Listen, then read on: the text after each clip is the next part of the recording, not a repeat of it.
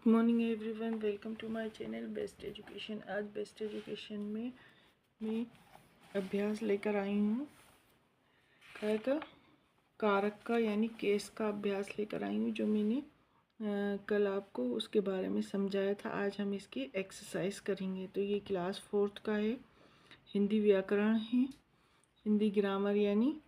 तो चलिए शुरू करते हैं। अगर आपको अच्छे से समझना है ये पूरी एक्सरसाइज इसकी यानी अभ्यास, तो मेरी वीडियो को पूरा देखिए और लाइक शेयर सब्सक्राइब ज़रूर करिए। पहले वीडियो को अच्छे से पूरा देखिए, जब आपका अच्छे से समझ में आएगा। तो चलिए शुरू करते हैं। क्या कह रहे हैं? निम्नलिखित प्रश्नों के उत्तर दीजिए। मौखिक अभिव्यक्ति। बंदर पेड़ पर बैठा है, वाक्य में प्रयुक्त कारक चिन्ह बताइए। ये क्या कह रहे हैं? उस पे पेड़ पर बैठा है, तो इसका कारक चिन्ह क्या हुआ? अधिकरण। ठीक है, अधिकरण में मैं और पर आता है। अब ये कैसे आता है, इसके लिए मैंने आपको अच्छे से समझाया है। तो मैं फर्स्ट वीडियो का लिंक अपने डिस्क्रिप्शन बॉक्स में दे दूँगी, तो उसमें जाकर आप देख सकते हैं कि पेड़ पर बैठा है, बंदर पेड़ पर बैठा है, वाक्य में प्रयुक्त कारक चिन्ह बताइए। तो इसमें प्रयुक्त कारक चिन्ह बताना है। तो ये जो पर है ये इसका प्रयुक्त कारक चिन्ह है, और इसका वो क्या है? कारक क्या है? इसका कारक है अधिकरण। ठीक है, अधिकरण। और ये पर जो है ये इसका कारक चिन्ह है। जैसे हमें मालूम है कारक क्या होता है, दो शब्दों को या दो संज्ञा या सर्वनाम को जोड़ने वाले, संबंध बताने वाले वाक्य को, एक दूसरे से शब्दों में संबंध बताने वाले वाक्यों को हम कारक कहते हैं। यानी कारक क्या होता है? संज्ञा या सर्वनाम का संबंध वाक्य के दूसरे शब्दों से बताते हैं, उसे हम कारक कहते हैं। तो ये इसमें कारक क्या है? ये। अब देखिए, कर्म कारक का विभक्ति चिन्ह क्या है? अब कर्म कारक का विभक्ति चिन्ह क्या है? जो कर्म है उस कारक का विभक्ति चिन्ह क्या है? ने है, ने है। ठीक है, यानी कर्म क्या, जब कर्म होता है तो वहाँ क्या लिखा आता है? ने। और हे और अरे विभक्ति चिन्ह किस कारक का है? तो हे और अरे विभक्ति चिन्ह किस कारक का है? ये भी मैंने आपको अच्छे से बताया। ये है संबोधन कारक का। काय का? संबोधन कारक कितने होते हैं? 8 होते हैं, जो मैंने अपनी मेरी फर्स्ट वीडियो में बताया है। उससे आपको अच्छे से समझ में आ जाएगी। ये सिर्फ मौखिक था, आपको मौखिक बताना था। अब ये आपको लिखित मौखिक यानी ओरल या वर्बली बताना था। अब ये देखिए, निम्नलिखित प्रश्नों के उत्तर लिखिए। यहाँ पे आपको क्या करना है? इन प्रश्नों के उत्तर लिखना है। कारक किसे कहते हैं? ये कितने प्रकार के होते हैं? तो हम क्या लिख सकते हैं? कारक संज्ञा या सर्वनाम का संबंध वाक्य के दूसरे शब्दों से बताते हैं, उसे हम कारक कहते हैं। ये भी लिख सकते हैं, या इसका ये लिख सकते हैं हम पूरी डेफिनेशन। देखिए, संज्ञा या सर्वनाम के जिस रूप से उसका संबंध यानी रिलेशन वाक्य यानी सेंटेंस के दूसरे शब्दों से जाना जाता है, वे क्या कहलाते हैं? वे क्या कहलाते हैं? कारक कहलाते हैं। क्या कहलाते हैं? कारक कहलाते हैं।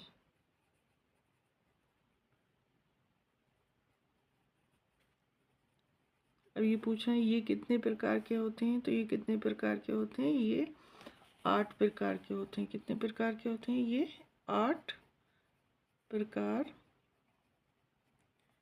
के होते हैं। ठीक है, अब देखिए नेक्स्ट क्वेश्चन क्या है हमें? निम्नलिखित कारणों के विभक्ति चिन्ह लिखिए। इनके आपको विभक्ति चिन्ह लिखना है। विभक्ति चिन्ह क्या होते हैं? मतलब कर्ता के लिए क्या यूज़ करते हैं?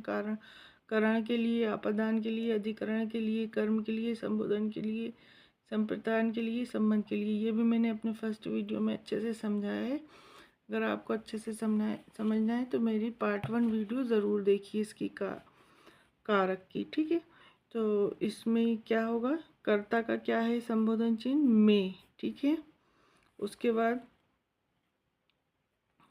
करण का क्या होता है से यानी या के द्वारा, से या के द्वारा, यानी ये उसके बीच में होता है, किसी भी सेंटेंस के वाक्य के बीच में। अब अपधन का क्या होता है, अपधन का होता है खाली से। और अधिकरण का क्या होता है में और पर, ठीक है। नेक्स्ट कर्म क्या क्या होता है को। और संबोधन क्या होता है हे या अरे, ठीक है। और संप्रदान का क्या होता है के लिए और को, क्या होता है के लिए और को। और संबंध का क्या होता है, संबंध का होता है का, के और की, ठीक है।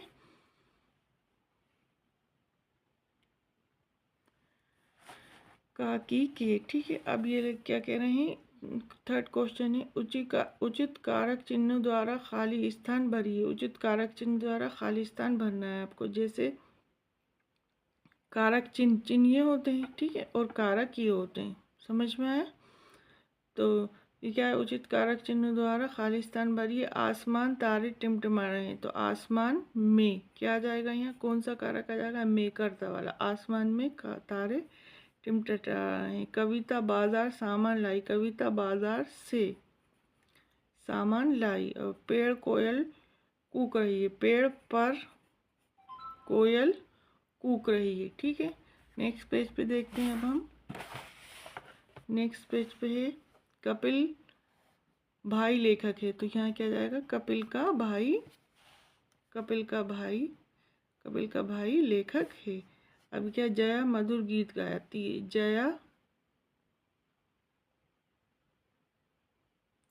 जया मधुर गीत सुनाया, जया ने, ठीक है, जया ने मधुर गीत सुनाया।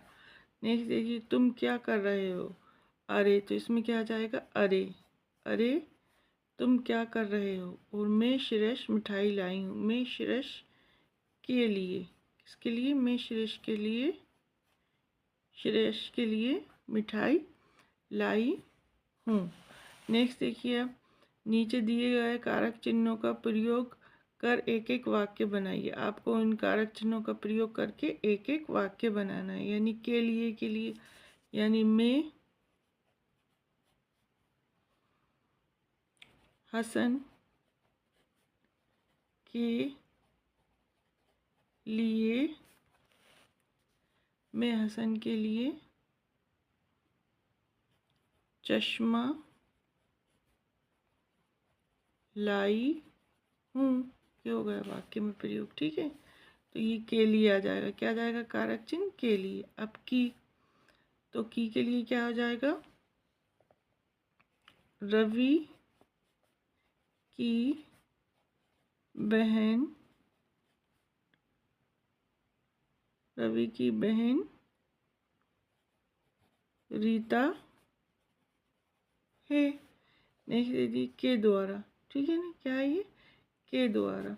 यानी के द्वारा के लिए क्या आ जाएगा,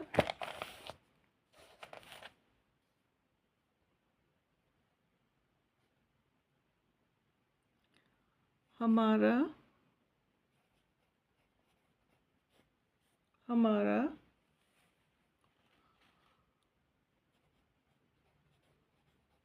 होमवर्क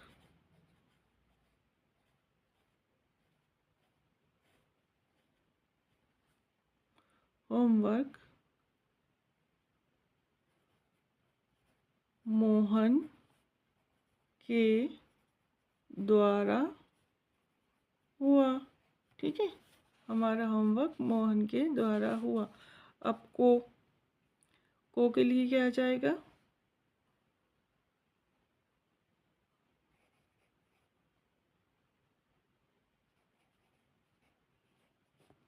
मुझे सोहन को पैसे देना है। तो ये कारक चिन्ह से हमने इस प्रकार वाक्यों में प्रयोग कर लिया। एक एक वाक्य बनाई, नीचे दिए गए कारक चिन्हों का प्रयोग कर एक एक वाक्य बनाई। तो हमने ये के लिए, ये सब क्या है कारक चिन्ह, की है ना, मोहन के द्वारा, ये सब क्या है कारक चिन्ह। मुझे मोहन की को पैसे देना है, ये को, ठीक, ये सब क्या है कारक चिन्ह। तो इससे हम ऐसे वाक्य बना सकते हैं, कुछ भी बना सकते हैं, आप ज़रूरी नहीं कि यही बनाएं, ठीक है।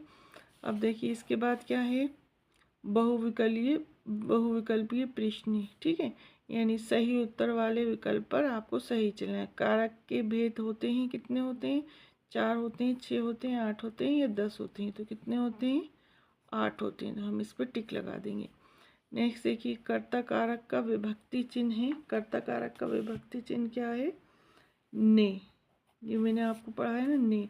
जब में विभक्ति चिन्ह किस कारक का है, में विभक्ति चिन्ह किस कारक का है आपको बताना है। तो में ही अधिकरण, किसका है, ये अधिकरण का, ठीक है, इस पर चिन्ह लगा देंगे। अब कार से कौन आया, वाक्य के रंगीन पद में कारक है कार से, ठीक है। कार से कौन आया, कौन सा आया है इसमें, कार से कौन आया, कार से के लिए, ठीक है ना, कार से के कारण कौन सा है इसका, करण, ये वाला, ठीक है। कार से या के द्वारा किसी के भी उसके क्या होता है, करण। तो इसका क्या है, कार से कौन आया, वाक्य के रंगीन पद में कारक है करण, कौन सा कारण है, करण। तो उम्मीद करती हूँ आपको ये क्या है, रचनात्मक गतिविधियाँ। अब ये आपका होमवर्क है, ये आप खुद करिए, जो मैंने अच्छे से समझा दिया है। ये होमवर्क है। निम्नलिखित कारकों के विभक्ति चिन्ह को प्रयोग करते हुए वाक्य बनाइए। आपको इनके जैसे कर्ता करने ही इसका विभक्ति चिन्ह करके, ऐसे ही जैसे मैंने ये वाक्य में प्रयोग किया है ना, ऐसे ही आपको वाक्य में प्रयोग करके और बताना है। ये पूरे यहाँ तक है, इस तरह से आप करिए। ये देखिए ये भी हैं और आगे, तो आपको अच्छे से आ जाएगा। ये देखिए यहाँ पे भी बनाना है आपको, इनका प्रयोग करके समझ में आ जाएगा आपको कारक क्या होते हैं। और ये क्या लिखा है, निम्नलिखित चीज का वर्णन करते हुए वाक्यों में आए कारक चिन्हों को रेखांकित कीजिए। पूरा वर्णन कीजिए इसका, और इसमें जो कारक चिन्ह आए उनको आपको क्या करना है, उनको अंडरलाइन करना है। रेखांकित का मतलब होता है अंडरलाइन करना। तो आज के लिए बस इतना ही, नहीं वीडियो ज़्यादा ज़्यादा लंबी हो जाएगी। तो आज के लिए बस इतना ही। तो उम्मीद करती हूँ आपको ये कारक वाला चैप्टर भी पूरा समझ में आ गया होगा कि कारक क्या है, केस क्या है। तो आज के लिए इतना ही, फिर मिलेंगे नेक्स्ट वीडियो में। तब तक के लिए मुझे इजाज़त दीजिए। बाय बाय, अल्लाह हाफिज़।